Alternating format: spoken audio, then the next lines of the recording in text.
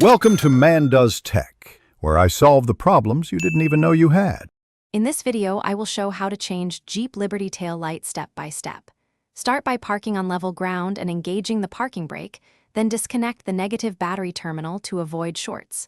Gather basic tools: socket set, trim tool, and replacement bulb or housing. Remove interior trunk trim carefully to expose the tail light fasteners. Keep fasteners organized and inspect connector pins for corrosion before installing the new unit. Use gentle, controlled force while removing the lens to avoid cracking the plastic.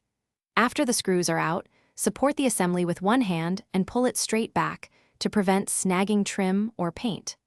Once you see the wiring harness, press the release tab and pull the connector straight out without twisting.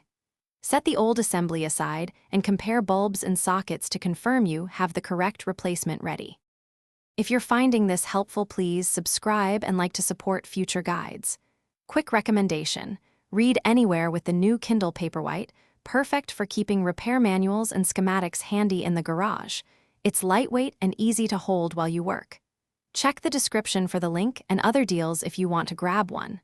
Thanks for the support. Now let's get back to the video. Before final installation, plug the harness into the new tail light and test brake, turn, and reverse functions to confirm proper operation. If all lights work, align the assembly and press it into place, then reinstall the screws and tighten them snugly but not over-torqued. Replace the trunk liner neatly and reconnect the negative battery terminal. Do a final light check from outside to ensure everything sits and functions correctly. Thanks for watching. If you found this helpful, don't forget to like and subscribe.